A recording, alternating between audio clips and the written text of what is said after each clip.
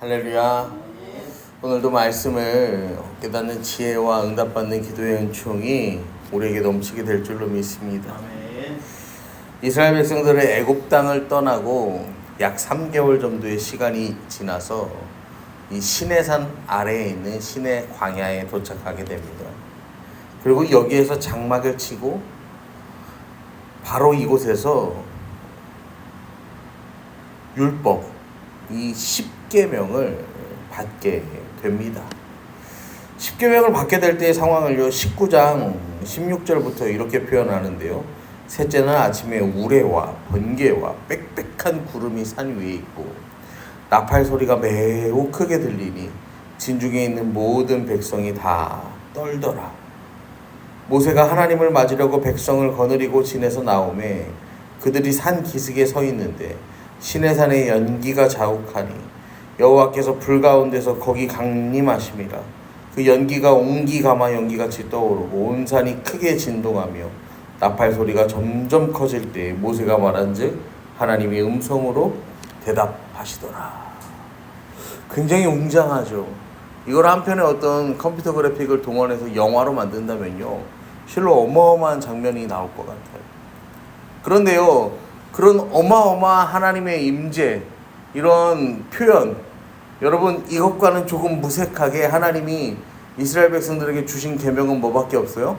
10가지밖에 없다라는 거죠. 10계명은 다른 율법들과는 달라요. 하나님께서 직접 기록하세요.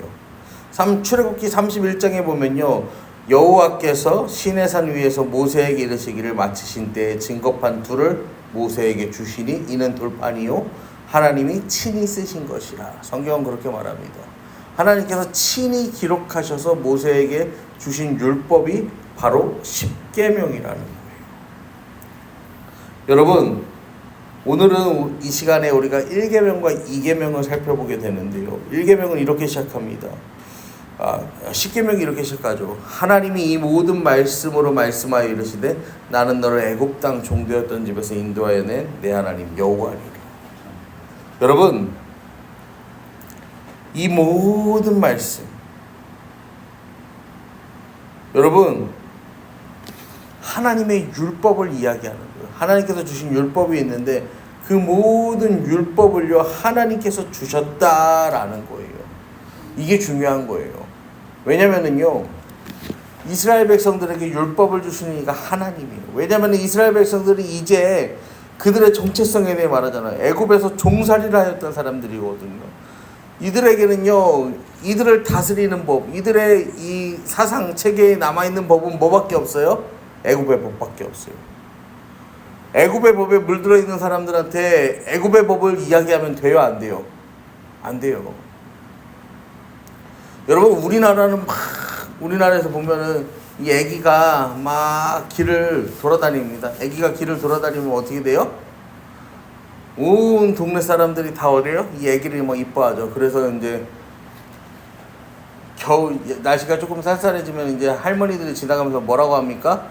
애기 모자를 왜 안 씌웠어? 그러고 지나가죠. 그 다음에 이제 날이 조금 더워지면 어떻게 합니까? 애기 양말을 왜 안 씌웠어? 이제 이러면서 이야기하죠. 여러분, 우리나라 정서에서는요, 애기 모자 왜 안 씌웠냐, 그 다음에 애기 양말 왜 안 씌웠냐, 그냥 뭐 이런 말들을 해도요, 괜찮아. 그런데 이게 또 이 다른 문화권에 가서 그런 얘기를 하면 그게 뭐가 되는 거예요? 이제 그게 어떤 다툼, 오해의 소지가 되어서요, 서로요, 이 다툴 수도 있는 그런 내용들이 되는 거예요. 그러니까 애굽의 가치관을 가지고 이 사람들이 가나안에 들어가면 뭐가 되겠어요? 가나안은 우리가 잘 알듯이요, 우상으로 가득한 땅이잖아요. 가나안은요, 완전 지금 우상 숭배의 총본산이라고 할 수 있는 거예요. 여기에서요, 애굽의 그 가치관을 가지고요, 그냥 그대로 들어가 버리면은 더 큰 뭐가 탄생하게 생겼어요? 우상이 탄생하게 생겼잖아요. 그러니까 이게 삿되게 말해서 하나님께서요, 지금요, 이 땅과 이 애굽, 이 이스라엘 백성들을 광야에서 뭐 하는 거예요? 애굽에 물을 빼는 시간을 갖고 있는 거예요. 그리고 그 가장 기초가 되는 것으로 10계명의 말씀을 허락해 주셨다라는 거예요. 너는 나 외에 다른 신들을 내게 두지 말라. 3절의 1계명이 이렇게 시작합니다. 여러분, 하나님을 제대로 섬기지 않는다면요, 부모도 섬길 수 없고 이웃도 사랑하지 않을 수 없어요. 인생을 바르게 살 수가 없어. 그래서 너는 나 외에 다른 신들을 내게 두지 말라. 하나님과 나란히 우상 숭배하지 말라는 이야기예요. 나 외라는 말은요, 직역을 하면요 어떻게 해석이 되냐면요, 하나님과 나란히 또는 하나님 곁에, 하나님 면전에서라는 뜻이 돼요. 그러니까 나 외에 다른 신을 두지 말라는 건요, 하나님을 가장 최우선의 가치로 두는데 거기에 비슷하게 두는 무언가가 뭐 한다는 거예요? 분명히 있다라는 거예요. 대부분의 이단들이 그러하죠. 하나님이 있다라고 이야기해요. 그러면서 뭐예요? 이게 실패했어. 아니면은 그래서 또 누구를 거의 대등한 무언가가 있다라고 그렇게도 이야기하잖아요. 그 이단하니까 이 송촌 장로교회 박경배 목사님이 어제 별세하셨어요. 이 목사님이 이제 저랑은 아무런 접점도 없지만 제가 개인적으로 뭐 이분의 뭐 공과 과 뭐 이런 거는 떠나서 굉장히 존경했던 게 뭐냐면, 이분은 그 교회 앞에는 신천지가 맨날 와서 데모해요. 수백 명이 와서 주일마다 막. 왜냐면 이분은 그 가장 일선에서 싸우신 분이야. 또 이분은 코로나 시기에도요, 이 현장 예배를 드려야 한다고요. 그 예배 회복을 위한 엄청난 일들을 하시고요. 또 이 동성애 문제도요, 가장 앞장서서요 그런 일들을 행하셨던 분이야. 너무 많은 일들을 하다 보니까 또 그렇게 건강 관리가 제대로 안 되셨는지 또 이렇게 68세의 나이에 그렇게 별세하셨다고 그렇게 제가 기사를 봤는데요. 여러분, 하나님의 일에 가장 앞장서는 삶을 살았다라고 저는 그분의 삶을 또 그렇게 평가하고 싶은데요. 또 오늘 말씀을 묵상하면서 그런 생각을 했어요. 정말 하나님 외에는 다른 것을 인생에 두지 않았구나. 여러분, 우리는요, 하나님 외에도 다른 것을 인생에 두려는 사람의 연약함이 우리에게는 있습니다. 그렇기 때문에 하나님은요, 매일매일 우리에게 이야기하시는 거예요. 너는 나 외에 다른 신들을 내게 두지 말아라. 나와 물질을 동일 선상에 가치에 두지 말아라. 나와 명예를, 나와 건강을 이 동일선상에 두지 말아라 이야기하는 거예요. 나 외에 다른 신들을 내게 두지 말고 너를 위하여 새긴 우상을 만들지 말고 위로 하늘에 있는 것이나 아래로 땅에 있는 것이나 땅 아래 물속에 있는 것의 어떤 형상도 만들지 말아라 하나님께서 이야기하세요. 여기서 말하는 우상, 형상이라는 말은 히브리어로 페셀이라고 하는데, 이게 원래 나무나 돌, 뭐 금속 이런 것들을 조형해서 만든 신적인 형상을 의미하는 단어입니다. 여러분, 이게 문맥상 해석을 하다 보면요, 이방의 우상을 만들지 말아라, 조각하지 말아라 이게 아니라 하나님의 형상을 이 피조세계의 어떤 형태로도 표현하지 말라는 뜻으로 해석할 수 있어요. 여러분, 형상을 만들면 좋겠죠. 나쁠 거 없겠죠. 그런데 여러분, 이걸 왜 금하시냐면요. 이걸 왜 금하냐면요. 유한한 인간이 무한한 하나님을 형상화한다는 것 자체가 뭐예요? 잘못된 일이죠. 왜냐면은요, 유한한 인간이 무한한 하나님의 형상을 표현하면요, 이 무한한 하나님이 뭐가 되겠어요? 유한한 인간의 이 생각과 사고에 갇혀서요, 축소가 되는 일이 벌어지는 거예요. 왜 그런 이야기도 있잖아요. 뭐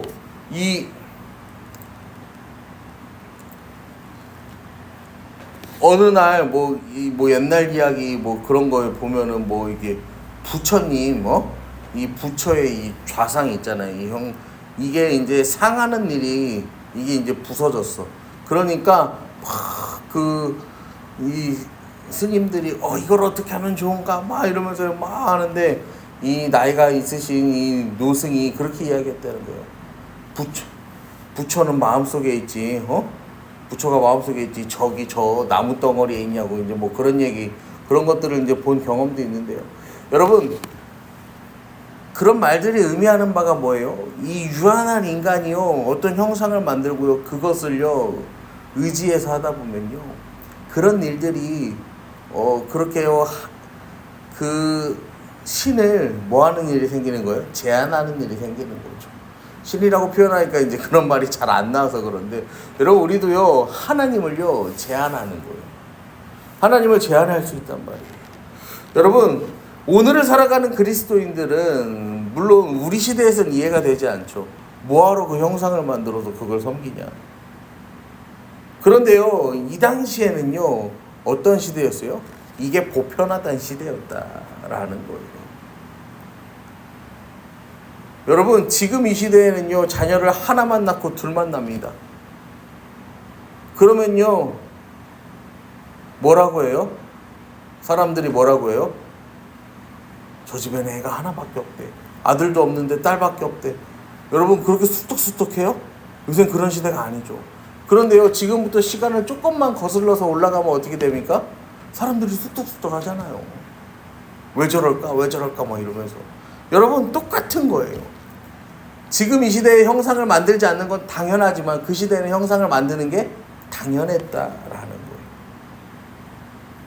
그래서 하나님께서 그 형상을 만들지 말고 그것들에게도 절하지 말고 그것들을 섬기지도 말라. 나는 내 하나님 여호와는 질투하는 하나님인즉 나를 미워하는 자의 죄를 갚되 아버지로부터 아들에게로 3, 4대까지 이르게 하거니와. 이 표현 때문에요, 한국 이 교회에는요 이 가게에 흐르는 저주, 이제 이런 표현들이 드러나고 이런 표현들이 나타나고 그랬는데요, 여러분, 하나님께서는요 우리가 또 오해하면 안 되는 게 하나님 공의로우신 분입니다. 왜냐면은요 에스겔 18장 2절에 보면요, 너희가 이스라엘 땅에 관한 속담에 이르기를 아버지가 신포도를 먹었으므로 그 아들의 이가 시리다 하면 어찌 되느냐. 그러니까 가게에 흐르는 저주에 대해서 하나님이 말씀하시는데 18장 3절에 이렇게 이야기하세요. 내가 나의 삶을 두고 맹세하노니 너희가 이스라엘 가운데 다시는 이 속담을 쓰지 못하게 되리라. 여러분, 하나님 분명히 보증하세요. 그런 거 없다고. 성경 말씀에 나와 있어요.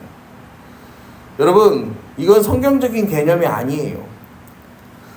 그래서 6절에서 하나님을 사랑하고 계명을 지키는 자에게는 1000대까지 은혜를 베풀 것이라. 3, 4대까지 죄를 갚는다는 구조와 대조되는 말씀인데요, 이거는 그 정도로 하나님께서는요 죄를 묻는 것보다 은혜 베푸시기를 원한다는 말을 강조하려고 쓰인 표현이에요. 하나님께서 오늘 이렇게 1계명과 2계명을 통해서 하나님만 섬길 것을 이야기하세요. 그리고 올바른 방법으로 하나님을 섬기라 말씀하십니다.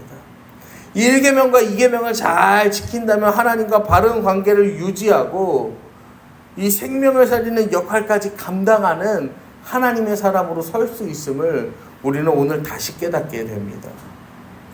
여러분, 하나님과 바른 관계를 유지하는 유일한 방법은요 1계명과 2계명을 잘 지키는 거예요. 왕이신 하나님을 대신해서요 다른 거 섬기지 않는 거예요. 왕이신 하나님을요 버리고 다른 신을 숭배하지 않는 거예요. 그렇게 하나님만 의지하고 하나님만 바라고 살아가는 거, 그것이 하나님께서 우리에게 원하시는 가장 기본 중에 기본이 되는 율법이요 계명이라는 사실입니다. 여러분, 오늘도 하나님께서는요 돌판에 계명을 새겨주신 것처럼 이 시간 우리의 마음판에 하나님의 계명을 새겨주십니다. 무엇라 새기십니까? 너는 뭐라고요? 나 외에는 다른 신들을 섬기지 말라. 하나님이 너의 인생에, 우리의 인생에 최고의 가치가 돼요. 최고의 가치가 돼요. 그리고 이 하나님을 대신해서 내가 만족하는 다른 것들을 세우지 말라는 거예요. 그리고 그 하나님의 능력을 제한하지 말라는 거예요. 하나님 능력을 제한하니까 내가 만족하는 다른 걸 가지고 와서 하나님과 동일선상에 둬야 내 마음이 평안한 거야. 다른 걸 가져와서 동일선상에 둬야지. 이래야 이게 사람 사는 거지. 그런 마음이 드는 거예요. 여러분, 우리의 마음판에 하나님만 새기고 하나님의 다른 것들은요, 다른 것들로 하나님을 제한하지 말고 비교하지 말고 대신하려 하지 말고 오직 우리를 향한 그 놀라운 사랑을 이루신 하나님의 은혜와 사랑을 온전히 묵상하고 또 경험하고 그것을 지켜나가는 오늘을 살아가시기를 간절히 축원합니다.